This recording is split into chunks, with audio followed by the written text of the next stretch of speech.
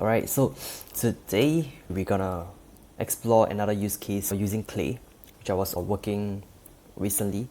So kind of want to give this use case because like I do have another one which is more technical using Google News and RSS feed to feed everything together.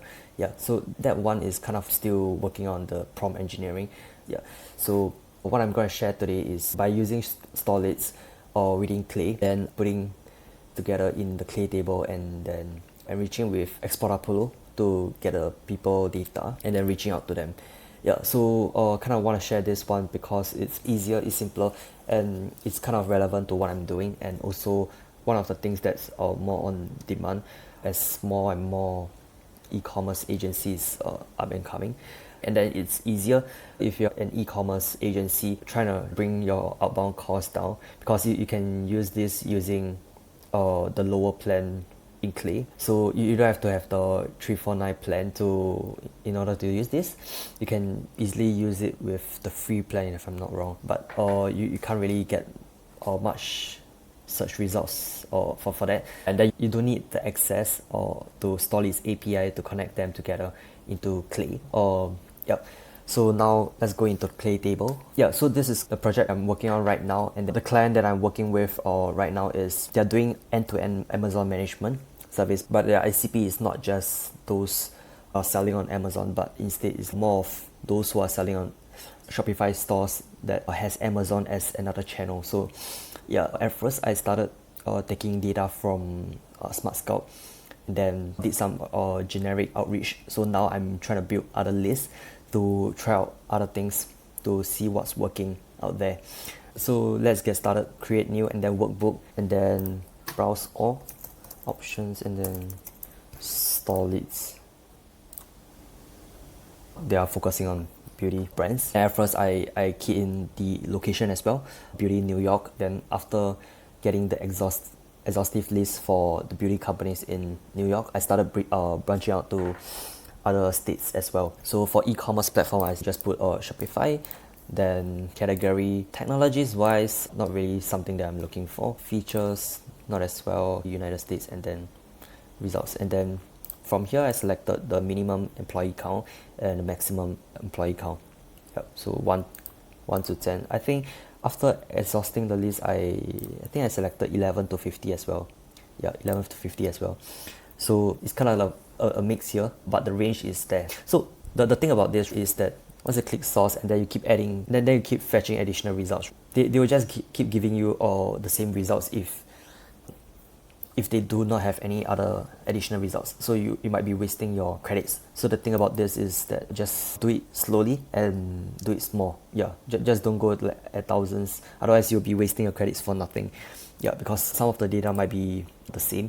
So what you should do here is, like, for example, at once do about 50 to 100, and then go into the domain name, then dedupe the things. So dedupe is just simply like the reverse of duplicate. So they'll check if there's any duplicates in over here, and then once you click, so they'll remove the duplicates within the table, right?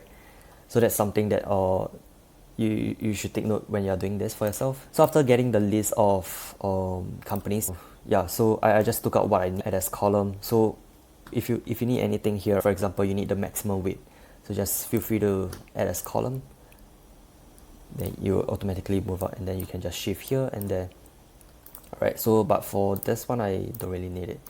So I tried using AI to find the LinkedIn URL here, and then using Lead Magic Role Finder API, but different kind of methods give different kind of answers. Like for example, when I'm using AI, they are giving me like 5 correct answers out of 10. And then if I'm using Lead Magic, they are giving me also 5, but it's quite different. So I'm still trying to figure out this part, whether is it my prompt engineering is the issue, or that's just a better way of doing it. And for this case, I think the best way of doing it is going on Apollo, taking all the domains up to Apollo, and then putting everything there. Yep, this method is free, by the way, unless you are scraping the leads, which I'll discuss it later. But in Apollo it's free, so you just copy the domains in Clay and then paste it over here. Just go to people and then company, then just paste it here, save and search. And the job titles that I've included is CEO, founder, and owner. So after including this 460 companies, I got about 220 search results. Yeah. Once we got this, let's grab the search link. Just go to export Apollo. Then paste it here, and then put in the name, how many contacts you need. So for this is 221, so we can just put 230. But if you are using pay as you go, the minimum is 1,000. But if you have credits inside your account, which you can do it over here, just go and buy some credits. It's quite affordable. Then the minimum is 100 right now. So that's the difference. Then just go for what you need. So normally I'll just take email verification, or I will not take catch-all because that takes a lot of time. And then company name, cleaning, extra data, and all these things. Yep. So yeah, if the email is not verified, they will return your credits back to your account. Then once you go to history, then they will be generated here. Then just click download. Then after that, you can just go to Clay, import from CSV. And then all the people data that I've gotten from exportapollo.com. After importing the CSV into it, first I'll do a round of validation just to double check the data that they've given. So as you can see, there's a few invalid, but there's a catch-all over here. So the thing about 𝗪𝗵𝘁 catch-all, valid catch-all and catch-all are different. I'm not sure why is it different, but in their system, I have to pay for this, but I don't have to pay for this because apparently this is more valid than this one. Yeah, so this is not advised to use it, but this is okay to use it with a less than 5% bounce rate risk. So after validating, I'll have this finalized email round 1. I'll get this here. I'll just include this valid catch-all here, but I will not include this one. I will just go through another round over here. After I get a finalized emails, I'll run those without emails at this column into my email waterfall here. So the first one is 𝗪𝗵𝘁 after subscription, and I think it's not bad and it's cheap as well. So I went with it. Then finding mail is kind of accurate, so that's the second one. Then data map, and then this tree is some kind of backup. Yeah, but this tree is the main one. So as you can see, I'm trying to keep the cost low and the number of subscription tools lean. So if you're an agency owner who's trying to try out Outbound, I think this is what you should do as well. Just try to go lean and then get what you need and then just move on. Yeah, don't try to be too hung up over what kind of tools to use and spending weeks trying to figure out all these things. So I ran this for those who are empty over here at this column, and then those who I have not gotten the email at this stage. So I ran this one through 𝗪𝗵𝘁. I didn't get anything over here. So I ran through personal email waterfall. So the thing about personal email is someone said try not to get personal email because of some privacy or spam issue. So I'm still trying to figure this out, whether is it true and what kind of risks are there and how much is the risk there. Yeah, so this is still at the testing phase. So far, I have not seen any issue with it. So let's go into the waterfall. Okay, this one I just priced it. I just put it based on the price. Nothing much about this one. So if the email here is valid or valid catch-all, and if there's an email here, and if there is an email in after the personal email waterfall, they'll all be merged into this one over here, this column.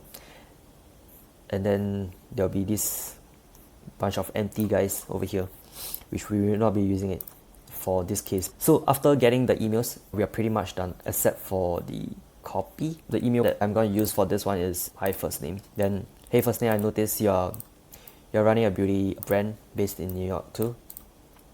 At company name, we specialize from account setup to PPC management. Our team has helped brands like your clients streamline operations. Would you be open? So I'm trying to testing out this one for this client.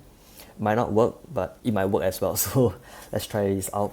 So the thing about co-emailing and outbound is that things are always changing. Yeah. So the script that you're using right now might be working, but as you started to share the script around, people get to use it as well, and then the market just get flooded with the same script again and again, and then sooner or later it won't work anymore. So that's the thing about outbound. It's inevitable. For this, if you want to put the copy together, you can just go here, message, and then put them together. So for example, if some leads are from New York, but some are not. The reason why I chose or based in New York too is because the agency is in New York as well. So that's a connection over there. But for these guys, maybe you will want to say like a personalized first line based on their company description. And then for that case, you might want to go into AI and then just browse a template, maybe company description. Use company mission to write first line. Then you want to send it to your email sequencer. Export. Push it to sequencer. Choose your sequencer. I'm using Smart Lead. You can just add in messages. So that's about it. So the lead scraping process is kind of different, but it's following the same process. First, identify the lead source. For this client, I can get from Smart Scout, but for this one, I just want to try something new. So I'm getting it from Storeleads and via Clay, so that I don't have to access to $250 per month plan. So in the case where I need the scale, and then it will be much better, because if you calculate per lead, for the credits per lead, is actually quite affordable using the $250 plan with Storeleads. So after I identify the lead source, which is Storeleads, and then I'll identify the lead scraping tool, which is Clay. Then I scrape it. After I get the domain from Clay, then I took the domain into Apollo, and then I took the search link into Export Apollo. That's where I scrape the leads. Then I do one round of verification before I start finding the verified emails, both work and personal emails. Then writing copy, creating campaign in email sequencer. So before you export to the email sequencer, remember to create campaign in email sequencer like Smart first before exporting, and then quality assurance and review. This is kind of like my process right now, because there isn't one scraping tool for everything, but this is a generic process for my agency to follow for our clients. So that's about it. If you have any questions, just feel free to drop them down in the comment section below. If you like this video, just give me a thumbs up and subscribe for more.